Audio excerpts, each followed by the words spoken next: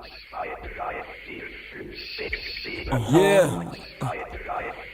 Hey, it's the Ken Secret.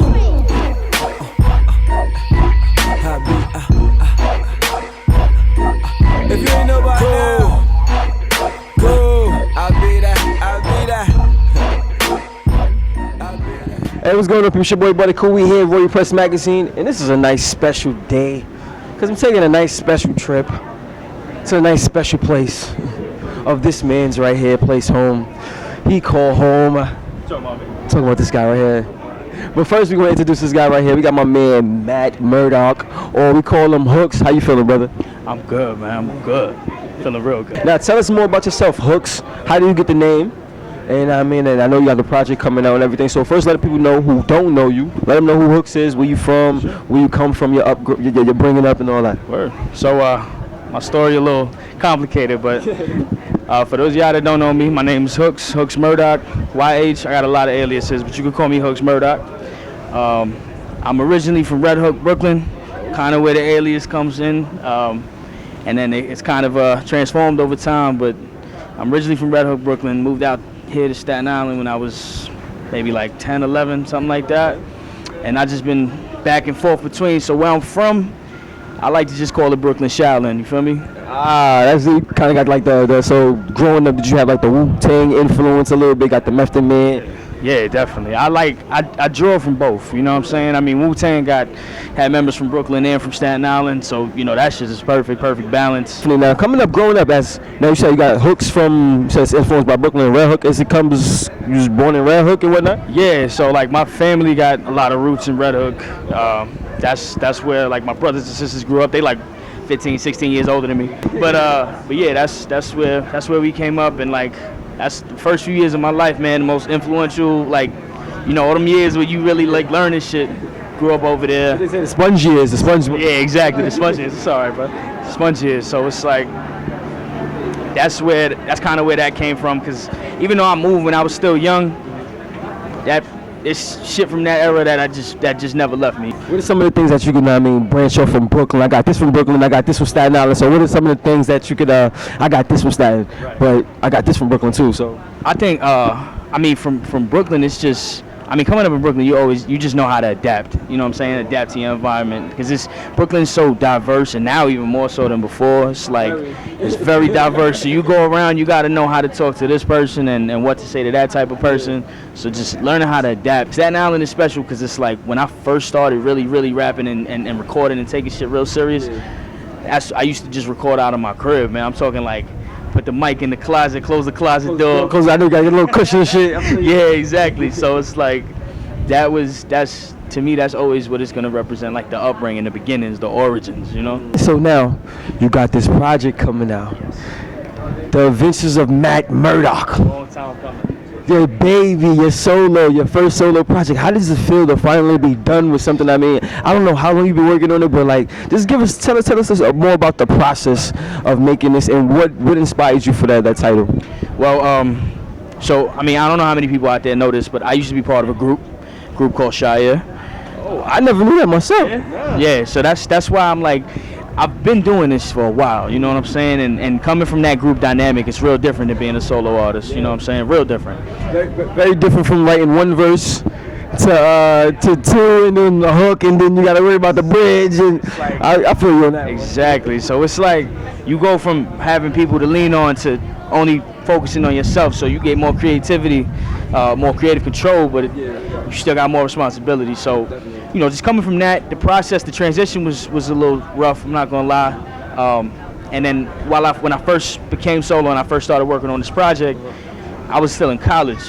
So just trying to balance out both of that, you know, it's tough. Balancing out your dreams and balancing out your responsibilities, you know what I'm saying? So to me, the dreams always came first, even though, you know, I did what I had to do in school. I graduated. Oh, my man, was it Hofstra or Hofstra? Hofstra alumni, you know what I'm saying? Shout out to all the graduates, 2015.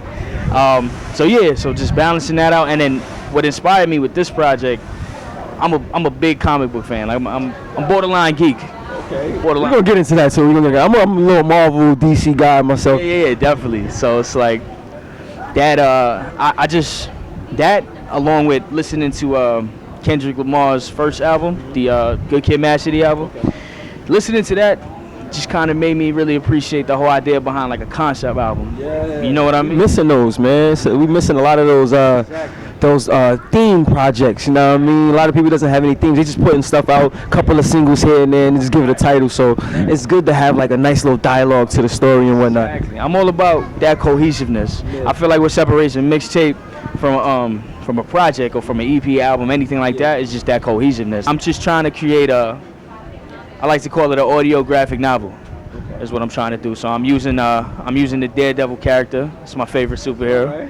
I definitely watched the show. If you ain't watched the show, check that out. But yeah, so I'm taking that character and using it as like a personification of events and things that have happened in my life, different ideals that I have, different perspectives that I've gained over the years, and I'm just trying to create something action-packed, something adventurous, but also something deep and something fun. You know what I'm saying? So it's a lot of elements, but bringing it all together. The Adventures of Matt Murdock. So what can we expect? I know we got the joint Hal Jordan on there.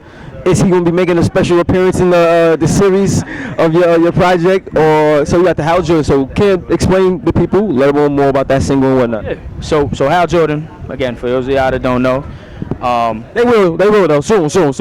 Hal Jordan is like the original human Green Lantern. So when I'm talking Hal Jordan, you know, the hook is like Mono making green Hal Jordan with his favorite ring. It's just like taking your imagination, everything that's in your head and in your mind, or the weird shit or the cool shit, and you just taking that and making green with it, whatever green means to you, man. That's that money, that's that, you know, just making progress, kicking knowledge, whatever that means to you. Just Mono making green Hal Jordan with his favorite ring. Hal Jordan with his favorite ring. Now, with the Hal Jordan, now you got the hot box also. Now, are you going to have more different elements, like with different names and stuff like Silver Surfer or something like that?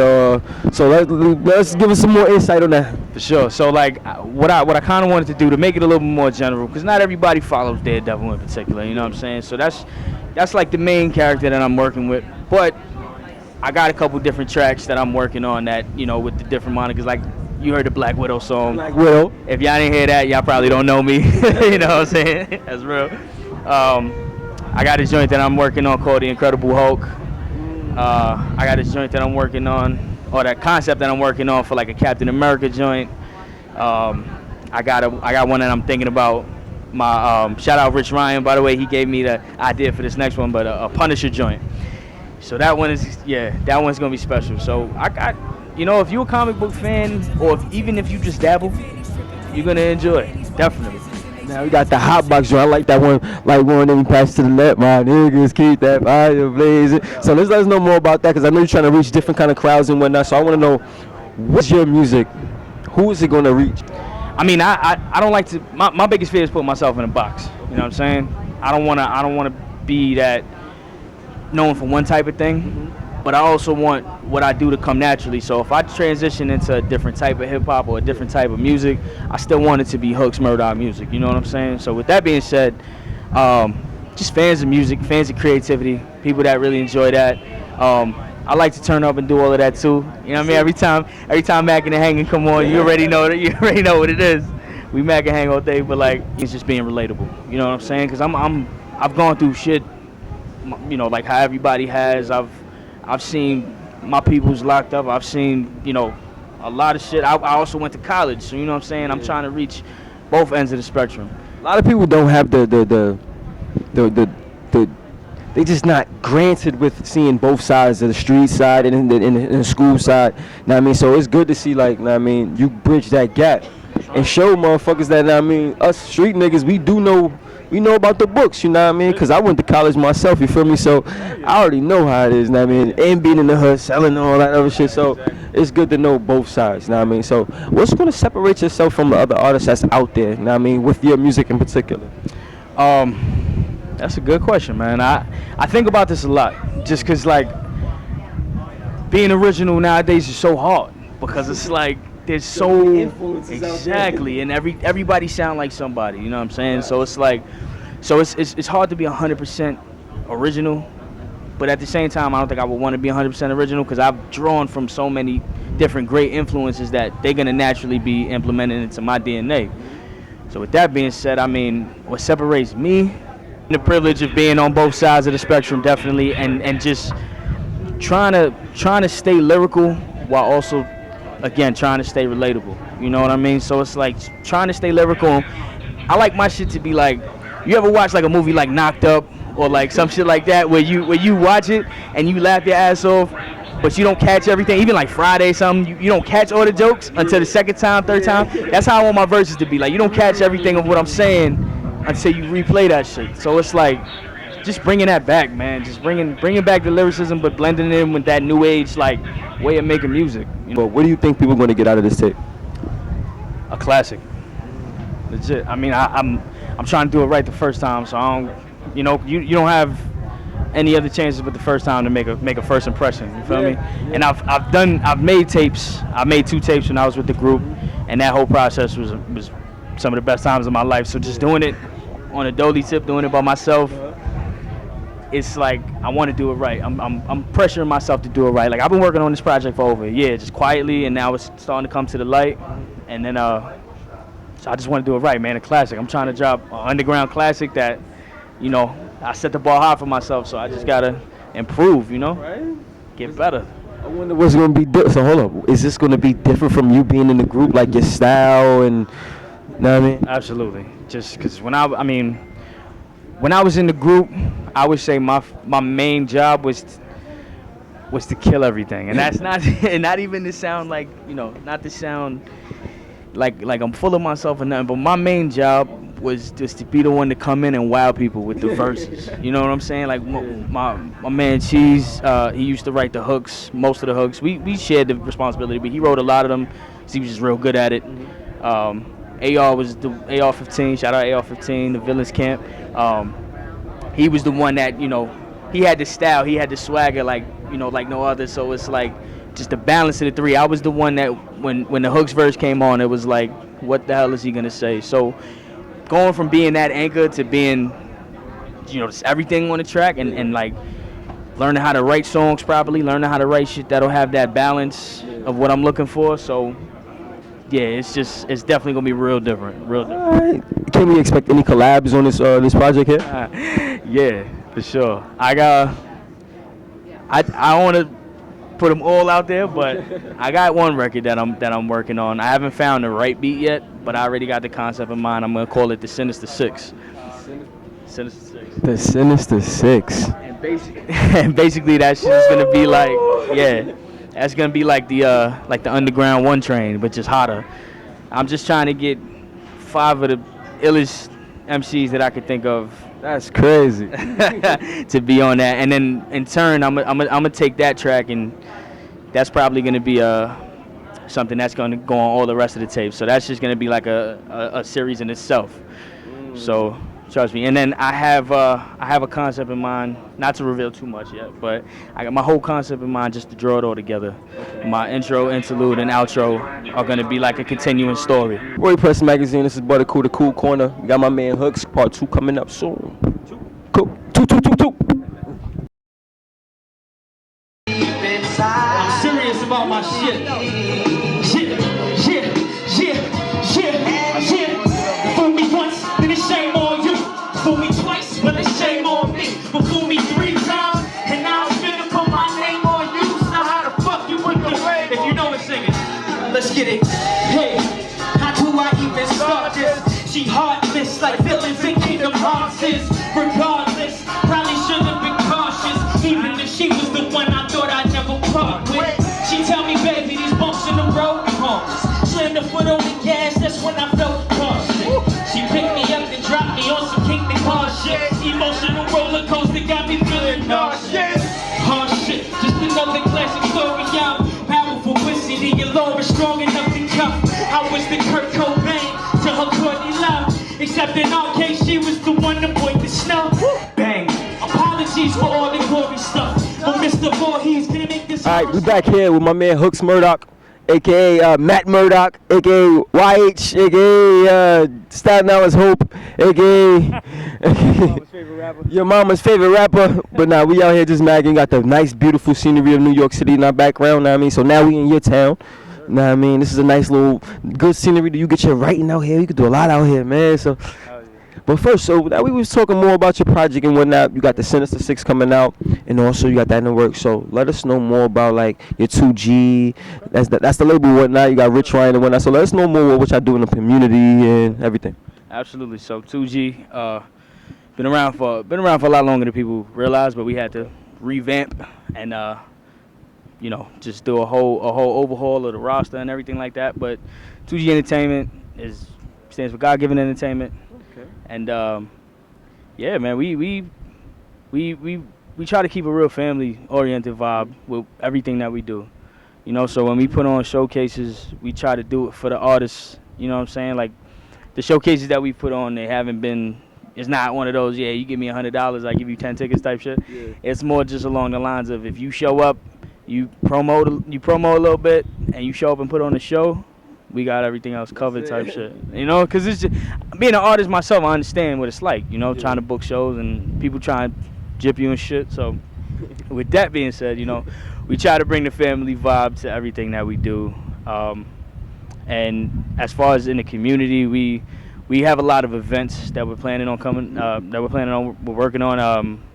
One in particular is kind of hoping that we get it together right now, but we're looking for a venue. But the one in particular that I'm excited about is it's called Christmas in July. And basically what that is, Christmas and dropping gifts early gifts. You know what I'm saying? Because in my mind, toys ain't only for Christmas time. You know what I'm saying? Kids, they be kids that need toys all the time. Like kids like playing 24/7. They don't just like playing in December. So we trying to do it like a little summertime toy drive / concert event to just raise a little bit of money for things like that. That's one event that we have in mind. We also, and this is like a world premiere, Juice, so this is for you, kid. This is for you. So what we're starting, we have a logo and all of that we're going to release soon, but what we're going to start is a series of ciphers called Ring of Fire. And this guy got a lot going on here. This guy right here. It ain't just music with us, man. Like, yeah. So the Ring of Fire. Basically, they gonna. Yeah, he's wilding back here. Staten Island workouts. That's how we do it. We don't use weights. We use concrete. So yeah. So Ring of Fire is basically. I mean, they're gonna start off as pretty much hand-picked ciphers that are kind of gonna be. Some of them are gonna be themed. Some of them gonna revolve around certain areas. Some of them are gonna revolve around certain people, influential people in the underground, and we have a lot of really great ideas with that, and we really trying to get that out there because there's ciphers and stuff out there, but just like to have that concrete series of ciphers that'll come out every month, and you want people to wait because like I've seen Jack Thriller ciphers. We need more of those, know what I mean? Because I think the only ones that's really killing it right now is like Team Backpackers. That's the only ones that's really like doing it. Legit. 16 or better is more like, if you pay the fee, you can do it. Know what I mean? And to be honest, 16 or better they don't impress me. I've seen better. I've seen Team Backpackers. Exactly. But now we're about to have Ring of Fire. That's crazy right there. So it's just going to be a selective order. How many artists you think you're going to have in a circle and whatnot? Depending on the venue, depending on what we're actually so going. You're going to make this like an event. Well, not so much like I ain't trying to make it like a URL battle, but just we're not trying to have one concrete spot. We're trying to bring it all over the city and hopefully even further than that. So it really just depends on what what the theme is for the month, who the team we're working with is. You might not even know, but we talked to Banks about a little 2G, a lot of Money House cipher going on, so that'd be crazy. That'd be ill. Yeah, I knew Anonymous is phenomenal, so I know Anonymous is gonna try to go off. Yeah, he's gonna try to challenge everyone. So we're gonna talk to him, tell him calm that shit down. Anonymous, Mr. I eat your girl ass. Yeah, I said it, nigga. But that's gonna be crazy though. Yeah, I'm really excited about that. And what pretty much behind that is just like, when you rap it always starts out more likely than not, it always starts out about the lyrics. You know what I'm saying? You always, everybody when they start out, they want to be the most lyrical illest nigga ever. So it's like we want to give that opportunity for people to flex that lyricism. Sometimes just because of the type of music that certain people make or type of music that certain people are expected to make, I should say, they don't always get the chance to flex that. Yeah. And half of these people are iller than the ones that are constantly trying to spit bars. You know what I'm saying? So it's just like having that freedom to just go off on something classic. And you know, it's gonna be live and raw and indirect, and that shit is gonna be crazy, man. You should get some dope ass producers and get some unheard music. That'd be dope too. That's something. See, we gonna talk. We there. I'm We right there. we here with it. But yo, switching gears, man. So, Hookz Murdoch, if you wasn't doing music, Yeah. what would you be doing right now? And I don't want to hear nothing negative. I don't want to hear I might be on the block. Nah, I mean, I probably would have said that, but it would be ball. Right. I would be probably hooping if it wasn't for music. So, Hookz, Yeah. what is your second love? I gotta say the movie industry. Yeah. You would be like more of a movie director, or would you be into acting? Maybe not so. It's funny. One of my first dreams, even before rapping, I wanted to be an actor. So like, yeah, that's why when I get a little animated and weird and shit, it's because of that. But like, We find out we gonna find him in one of the Daredevil. He gonna be playing the Kingpin and shit. Yeah, the new Kingpin and shit. He's just gonna grow like 2 more inches and shit. But we're gonna be good. Cause you know the Kingpin was like, he was real big. he's a big motherfucker. Cut my hair off and shit. It's gonna take some time, but yeah, you know what I'm saying. So definitely, I mean, movies is definitely a second love. A lot of my lyricism, a lot of it is based off of like different pop culture shit. But like, if you're a movie buff and you into that, you're gonna get a lot of the stuff that I'm saying, because it's like I have a lot of references. But movie was always my first love. That's like the main way me and my mother always bonded. And me and a lot of my boys are like heavy into that shit. So it's like I'm a big movie guy. So if I wasn't doing music, which I can't imagine a life like that, but if I wasn't, I would probably be trying to do something in the movie industry. Maybe not even so much acting in front of the camera, but just something behind the scenes. I studied PR in college, public relations. So like, probably work in public relations in the movie industry. Entertainment is just something that I've always just really loved. So just in general, so I'll probably be doing something in that. Definitely. I feel you. Now you got the Marvel and DC. You're a big comic book fan, as you was stressing earlier, and as you can see, the Matt Murdock. You know what I mean? So. It's all in my DNA. Now I got some characters in my phone right here. Now I mean, we're gonna have who will win in a fight. You know what I mean?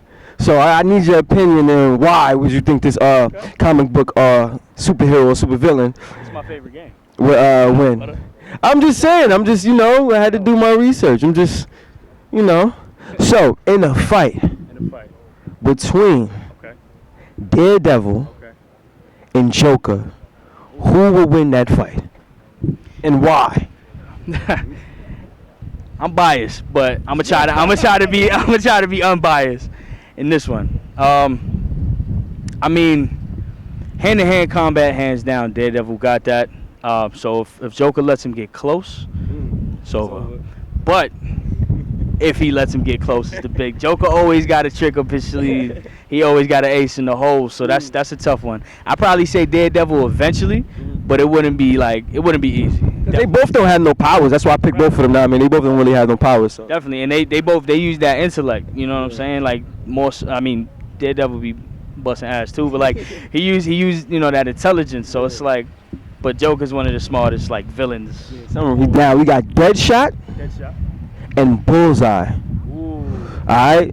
I don't know if y'all know anybody out there, but Deadshot and Bullseye, them niggas is like the top. They on point with shit. So, who you think will win in the shootout between these guys? Shootout between these two? That's a good one. I'm gonna go Bullseye, and I tell you why. Deadshot. Wait, hold on a minute. Is it because he affiliated with Daredevil more? I'm biased. I'm unbiased, y'all. I'll tell you why Bullseye. Deadshot probably got better weapons. Deadshot might be better with the hands, but he got something to lose. He got a daughter. If you ever read any comics with Deadshot, he has a daughter that he's really that kind of keeps him on the line of being a hero and a villain and an anti-hero. So Bullseye, being the crazy motherfucker that he is, he's targeting that off rip. So it's like he got something to lose. Bullseye don't really got much to lose, so I'm gonna get a crazy edge to Bullseye. Again, it's a close margin. These are good, butter. I got three more. All right. Got my man Deadpool versus Wolverine.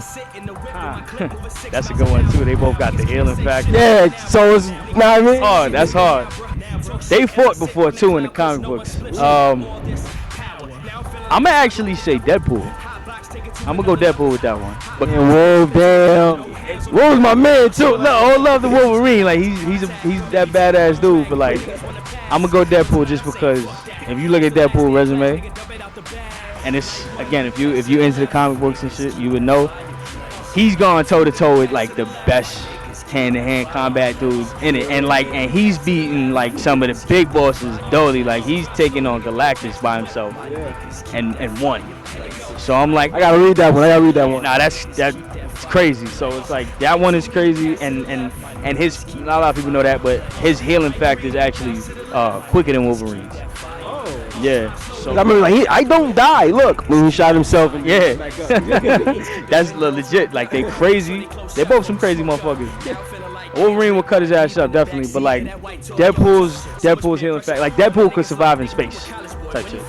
Like he could go out there and he'll like suffocate, but he'll keep regenerating. Like his healing factor is on fleek. So it's like I get Deadpool that edge. Right? Alright, the last two. Now this is the one I kind of had problems with, but now I'm thinking about it because you more like the comic book expert and all that. So I got my man Thanos and Apocalypse. So who will win in a battle between those two guys? That's a good one. That might be the best one so far. I never thought about this one. Thanos, he got the big glove and everything. Yeah. So I mean, if Thanos get that gauntlet, it's quiet. For anybody, like if you ever one of the illest comic books and they gonna turn that shit into a movie real soon, it's called the Infinity Gauntlet. You ever read that? It's called Infinity Gauntlet. Basically, Thanos gets the glove with all the stones, puts that shit on, and fucks up the entire Avengers squad. Everybody, like, just bodies them, plays with them too, like toys around with them, like standing like this and shit. You just come running at them. Fuck out of here. Green Goblin versus the Green Lantern. Again, not being biased, y'all. Green Lantern, definitely. I was gonna do that one to you. Definitely. I was gonna say Green Lantern got that one anyway. So You know what it is? Green Lantern is, people don't really realize, but he's like one of the most powerful DC characters out there. So if he don't got that ring, he ain't shit though. I ain't gonna hold you. that's facts. If he don't got the ring, he might. Or if his ring dies out, he got a Green Goblin got a chance. But other than that, I told you I'm a geek, but it's like I know this shit. But like, yeah, I ain't even know he got to charge his shit. I ain't even know charger. that. He throws it in the actual lantern. Oh, that's right, the charger. Right. Yo, That's crazy. Now, that's a good one though. all right, now we got out the comic book phase and whatnot. Now, if you make it to the game, now I mean, you get that. Well, when you make it to the game, you know what I mean, you gotta speak it to its existence. You know what I mean, so when you make it to the game, what's gonna be that first check? What are you gonna do with that first check, brother? Cause I know me, I was like, yo, my mom's gonna be taking care of it. But for myself, my first thing for myself, I'm probably gonna go to like, I don't know, Hawaii or some shit. I don't know, somewhere. I'm going somewhere. So what's gonna be that first experience for you? I mean, that's a good one right there. Traveling is like, that's big on my to-do list. Like my bucket list, I want to be everywhere and all places. So that's a big one. I think the first thing I do, keep it a buck with you, pay off these student loans, God. I ain't trying to owe these dudes nothing. You know what I'm saying? Cause at that point it's like, you ain't helped me get here. I mean, you kind of like, you was good, but like you ain't helped me get. I'm paying off them student loans. Definitely with that first check, paying off them loans. Hopefully it's a nice one. I need a good check. Paying off them loans. Definitely traveling. I've always wanted to go to Australia. I don't know why. Just that shit always seemed cool to me. A lot of green out there. A lot of green out there. Yeah, definitely. So, I always wanted to do that. And then I would say just buying a big ass crib for the whole family that I fuck with. The family I fuck with, cause some family I don't fuck with. But like, You got like that third cousin you don't really rock with, like that nigga took my sneakers, man. I ain't fucking with him, yo. So that nigga he owe me some money still. the one that be at the barbecue with his hand out and shit. Like, man, Hey, cuz, nigga, you got $5? dog, I ain't seen you in 7 years, my nigga. Like, But know you getting it. look at you, player. We up in the way, but now this ain't a bird or a plane. I'm Triple H at WrestleMania, return to the game. Think I could rock a red mask? How I'm serving the cane. Evan Turner in Ohio State jerseys. This the attorney. Fuck the judge, litigator, and attorney. Fuck the bailiff and the plaintiff and the motherfucking jury. This the fury of a generation, needing ventilation. But labels all about the following, like Kevin Bacon. Corny ass niggas catching temper tantrums, cause we never thanked them. That deserve a spanking. 2G, new breed, we forever faithful. This the result of devil horns on the heaven's angel. The homie calmest of a holy water from a golden chalice, while the other hand hold the mallet. We broke the silence, Brooklyn be the only palace. We hold it down from Bushwick out to Coney Island. My people love it when I talk like this. 2G start bugging when I talk like this. Cool corner be like, nah, Hookz, talk that shit. The underground go crazy for HOOKZ. Yeah. Toot toot.